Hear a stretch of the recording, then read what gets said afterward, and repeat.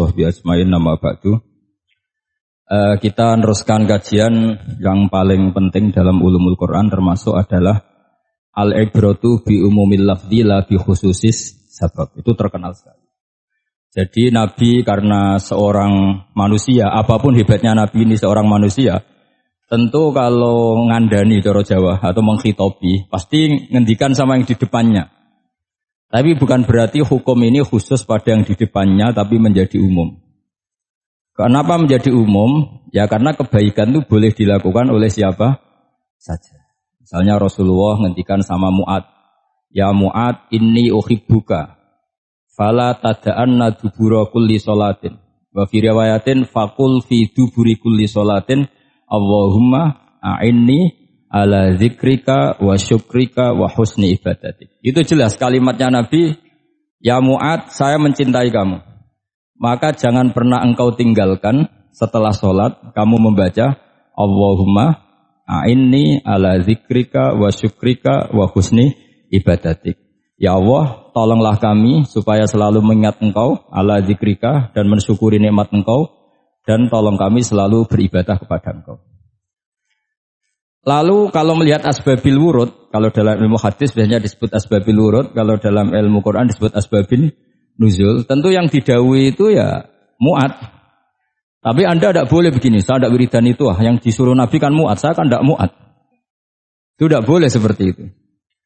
Makanya kita tidak boleh terlalu tekstual, karena tadi resikonya Anda tidak mengikuti kaidah al-ibratu bi umumil lafzi la bi khususi sabab.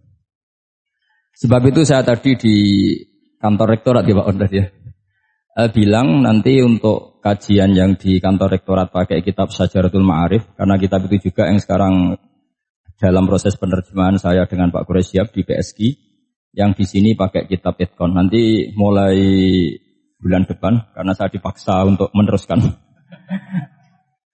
Ini sudah kayak Tuhan saja maksa-maksa. Itu pakai kitab Itqan. Nanti babnya tak kasih yang mendesak untuk diketahui. Termasuk apa? Al-ibratu bi umumil lafzi la bi khususi sabab. Sehingga di Quran misalnya begini, ada cerita begini. Nabi Isa itu bilang begini, saya ini siapa? Saya ini adalah orang, kata Nabi Isa, wa ja'alani mubarakan aynama kuntu. Saya adalah orang yang di mana-mana itu memberi berkah, memberi manfaat kepada siapa saja. Itu jelas tentang Nabi Isa. Tapi oleh ulama dikasih judul yang umum. Babu nafil ibad bikullil bilad. Bab bahwa seseorang harus bermanfaat hidup di mana saja, kapan saja. Meskipun itu Allah cerita tentang Nabi Isa. Tidak bisa kamu bilang itu kan Isa, saya kan tidak Isa. Tidak bisa seperti itu. Isa adalah ibaratun an ahlil khairi. Isa adalah figur orang baik. Tentu yang dilakukan baik. Tentu kebaikan boleh ditiru siapa saja. Jadi sehingga nanti pada akhirnya nama-nama yang disebut Allah di Quran itu kalau nama orang baik tentu kita boleh ikut. Paham ya? Kalau nama orang buruk tentu kita tidak boleh ikut. Ya gitu aturannya. Sehingga tadi ada al-ibratu bi umumil lafzi la bi khususi sabab. Jadi yang jadi pegangan adalah standar kalimat umum dengan pemaknaan yang ditentukan ulama. La bi khususi sabab, tidak terkait sebab itu. Misalnya yang paling masyhur tentu dalam hadis Madinah itu kira-kira kan utaranya Mekah ya Pak. Kira-kira ya. Utaranya Mekah apa selatannya? Utaranya kayaknya. Utaranya. Dulu penduduk Madinah itu kalau bikin kloset itu, pokoknya kalau qada'ul hajat itu menghadap ke utara atau selatan. Terus kata Rasulullah, kalau kamu sedang qada'il hajat, sedang buang kotoran itu jangan menghadap Ka'bah, juga jangan membelakangi Ka'bah. Itu Nabi redaksinya unik. Walakin syarriku au gharibu. Tetapi kamu menghadap barat atau menghadap timur. Itu semua riwayat walakin syarriku au gharibu, tapi kamu menghadap barat atau timur. Nah, artinya apa? Kata syarriku au gharibu adalah binisbat di ahli Madinah, karena orang Madinah posisinya di utara Mekah. Sehingga kalau menghadap utara atau selatan berarti menghadap Ka'bah atau membelakangi Ka'bah, dan itu tidak boleh dalam proses qada'il hajat, masbak kotoran. Terus Nabi memerintahkan menghadaplah ke barat atau ke timur. Nah, Al-ibratu bi'umil lafzi la bi khususi sabab juga direvisi oleh ulama begini, kecuali sebab itu ada ilat. Maka kalau demikian yang dimenangkan ilatnya bukan teknya. Saya ulang lagi, yang dimenangkan ilatnya bukan teknya. Kayak tadi, di hadis itu kan Nabi ngintikan apa?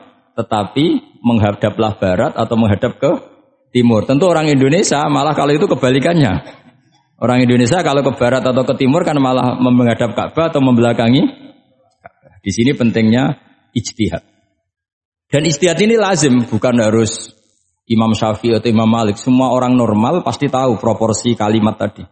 Karena ada aturan al-hukmu yaduru ma'ilatihi wujudan wa adaman.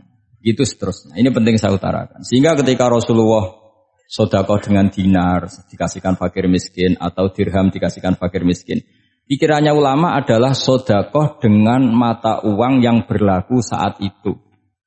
Tidak selalu ditetapkan dinar atau dirham. Begitu juga ketika Rasulullah dulu zakat fitrah pakai susu kering atau pakai kurma atau pakai gandum.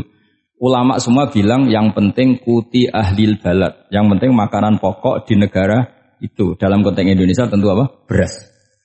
Ini penting saya utarakan karena tanpa mengkaji ulumul Quran seperti ini, dan kita insya Allah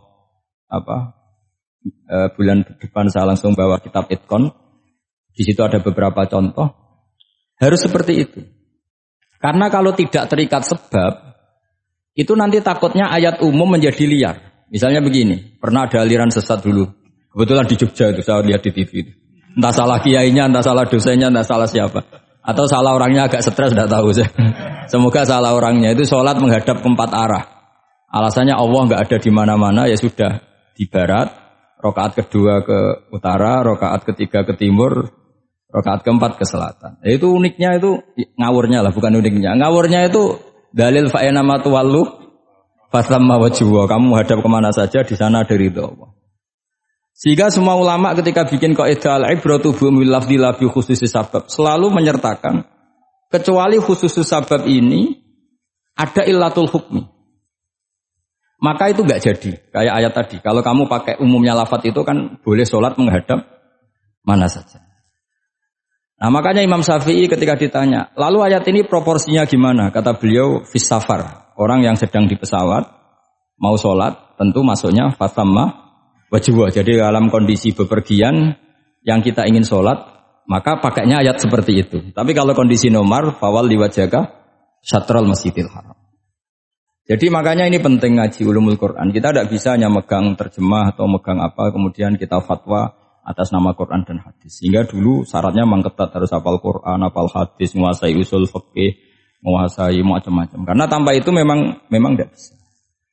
Sampai Ibnu Abbas ngendikan, kamu jangan pernah fatwa pakai Quran. Fa inna lahu wujuhan katsirah, karena Quran punya sisi yang banyak.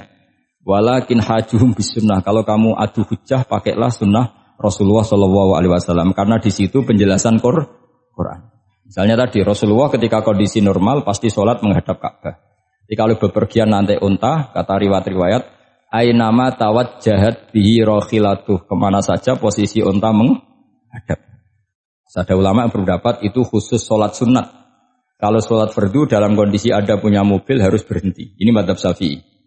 Jika misalnya saya, Pak Harsoyo, Pak On bawa kijang mobilnya sendiri, kalau sholat fardu jangan mentang-mentang pakai kendaraan terus menghadap sekenanya. Kalau mau ke Banyuwangi berarti menghadap ke timur. Ndak, itu yang boleh hanya sholat sunat. Kalau sholat fardu harus berhenti. Karena kijang ini dalam kendali Anda. Kecuali dalam surah yang kendaraannya tidak dalam kendali Anda. Misalnya kita naik pesawat. Jadi harus dibedakan. Jangan mentang-mentang Nabi sholat di onta kemana saja menghadap. Tapi konteksnya kan onta ini, cara berpikir onta ini dalam kendali Nabi. Tapi kalau pesawat kan tidak. Jelas ya? Jadi makanya ini pentingnya proporsional. Jadi kalau kita naik kijang misalnya mau ke Banyuwangi, kalau waktu duhur ingin sholat ya harus berhenti. Karena yang aina matawajjahat bihi rakhilatuh, kemana saja kendaraan membawa kita, itu dalam konteks sholat apa? Sunnah.